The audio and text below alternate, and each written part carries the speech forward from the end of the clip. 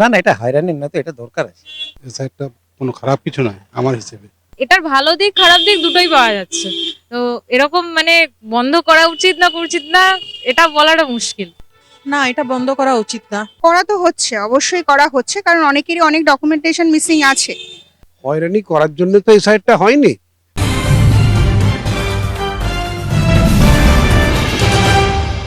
রাজ্যে এসআইআর প্রক্রিয়া প্রায় শেষের পথে বলা যেতে পারে। এবারে এই পরিস্থিতিতে একাধিকবার বারবার দাবি করা হচ্ছে যে এই রাজ্যের যারা প্রবীণ নাগরিক রয়েছেন তারা কার্যত এই এসআইআর এর ফলে হেনস্থার শিকার হচ্ছেন।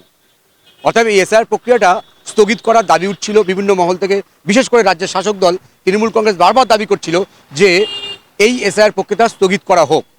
কিন্তু সাধারণ মানুষ কি মনে করছেন যে এই এসআইআর প্রক্রিয়াটা চলছে এটা কি সত্যি মানুষকে হেনস্থা করছে বা হয়রানির শিকার হচ্ছে সাধারণ মানুষ? সাধারণ মানুষের সাথে কথা বলি, জানার চেষ্টা করি তারা কি মনে করে। না না কিন্তু অনেকে বলছে যে মানে হয়রান হতে হচ্ছে। না না, আমাদের দেশে বাড়ি গেছিলাম, আরামসে হয়ে গেছে, মানে কষ্ট হয়নি কিছু। আপনার কি মনে হচ্ছে এসআইআরটা নিয়ে সাধারণ মানুষ হয়রান হচ্ছে? যারা হচ্ছে হচ্ছে, আমরা হইনি, তা আমরা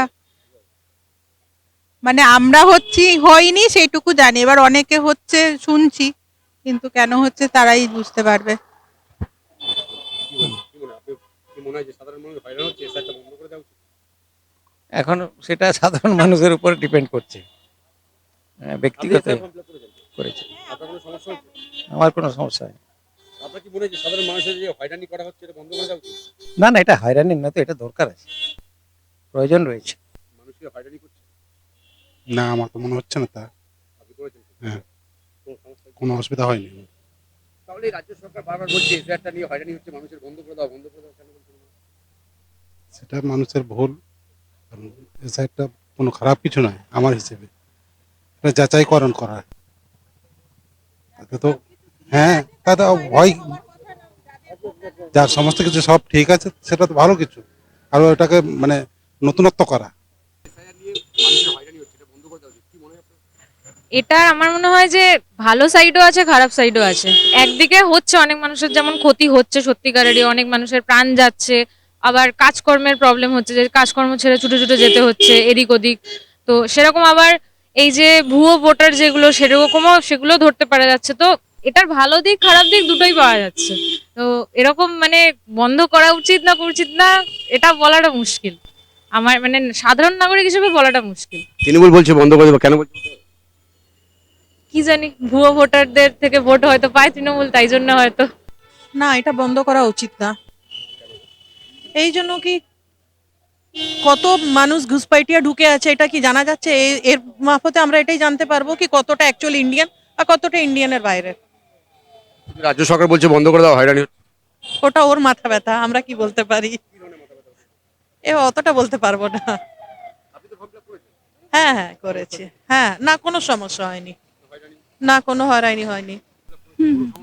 মানে হয়রানি না, অসুবিধা নেই। একটু আমার মনে হয় ডকুমেন্টেশনটা খুব সিম্পলিফাই করলে খুব সুবিধা হয় আর কি, কারণ প্রচুর মানুষেরই ডকুমেন্টের সমস্যা হচ্ছে, বিশেষত যারা একটু ওল্ড এজ তাদের বার্থ সার্টিফিকেট রিলেটেড অনেক কিছু প্রবলেম হচ্ছে। তো মনে হয় খুব সহজ করে দিলে, আর কোনো একটা অথেন্টিকেশন, কোনো সার্টিফিকেট একটা দুটো সেটা হলে আমার মনে হয় অনেকটা বেশি সহজ হয় আর কি। আচ্ছা, তাহলে বারবার দাবি করা হচ্ছে যে যারা মানে বৃদ্ধ তাদেরকে হয়রানি করা হচ্ছে, মনে হয়? করা তো হচ্ছে, অবশ্যই করা হচ্ছে, কারণ অনেকেরই অনেক ডকুমেন্টেশন মিসিং আছে। তো সেক্ষেত্রে আমি বললাম যে জিনিসটা সহজ করে দিলে আমার মনে হয় প্রসেসটা যেটা হচ্ছে এসআইআর খুবই ভালো কথা, একটা স্বচ্ছতা প্রসেস হচ্ছে, কিন্তু যেই সমস্যাগুলো থেকে সবাই যাচ্ছে আমার মনে হয় সেটা যদি তাদেরকে বুঝিয়ে বলা হয় যে এই ডকুমেন্টসগুলো লাগবে, তাহলে সেক্ষেত্রে সুবিধা হয়। রাজ্য সরকারের পক্ষ থেকে দাবি করা হচ্ছে যে যারা প্রবীণ নাগরিক তাদেরকে এই এসআইআর এর মধ্যে দিয়ে হয়রানি করা হচ্ছে, এটা বন্ধ করা উচিত। আপনার কি মনে হয় যে হয়রানি করে সত্যি হয়রানি হচ্ছে? হয়রানি করার জন্য তো এই সাইডটা হয়নি। এসআইআর একটা প্রসেস যেটাকে আমরা সাপোর্ট করি। As a senior citizen of India আমি চাই এটা এরমাটাকে হোক, কিন্তু প্রসিডিওর বা প্ল্যানিংটা মনে হয় একটু প্রবলেম হয়েছে, তার জন্যে লোকে হ্যারাস্ট হয়েছে। আপনি তো ফর্ম ফিল আপ করেছেন, আপনার কি হয়েছে? আমার একটা বিচিত্র অভিজ্ঞতা হলো যে আমাকে সেই সময় খুব ঠান্ডা পড়েছিল, যে সময় আমাকে ডেকেছিল, সেদিন বললো যে একটা চিঠি নিতে আপনি আসবেন। মানে আপনাকে ডেকেছিল এসআইআর? আমাকে ডেকেছিল। তো তখন আমি প্রথম দিন ডেকেছিল যখন, তখন আমি দাঁড়ালাম গিয়ে একটা স্কুল বাড়ির গ্রাউন্ড ফ্লোরে, প্রচন্ড ঠান্ডা, ওখানে বসার জায়গা নেই। 2 ঘন্টা 20 মিনিট দাঁড়াবার পর আমাকে বললো, ও স্যার আপনি এসে গেছেন বলে একটা ওই হিয়ারিং চিঠিটা দিল। তো আমি বললাম যে এই চিঠিটার জন্য এতক্ষণ দাঁড়াতে হলো, চিঠিটা তো এমনিই দেওয়া যেত। সেইটা হলো একটা খুব মানে দুর্ভাগ্যজনক অভিজ্ঞতা।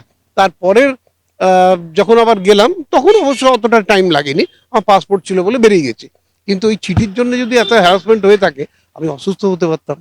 হয়নি, থ্যাংক ইউ, গড ব্লেস। তবে বেশিরভাগ সাধারণ মানুষ কিন্তু মনে করছেন যে এসআইআর যে প্রক্রিয়াটা ইতিমধ্যে চলছে এটা কিন্তু প্রয়োজন ছিল, কারণ এসআইআর না হলে আমরা জানতে পারতাম না যে এ রাজ্যে কতটা ভুয়ো ভোটার রয়েছে। এবং পাশাপাশি তারা এটাও দাবি করছেন যে এই এসআইআর প্রক্রিয়ার ফলে কিছুটা হলেও যারা প্রবীণ নবীন নাগরিক রয়েছেন তাদের কিন্তু হয়রানি হচ্ছে। তবে এই হয়রানিটা মেনে নেওয়া উচিত, কারণ ভোটার তালিকা স্বচ্ছ করতে এটুকু হয়রানি স্বীকার করা ন্যায় উচিত।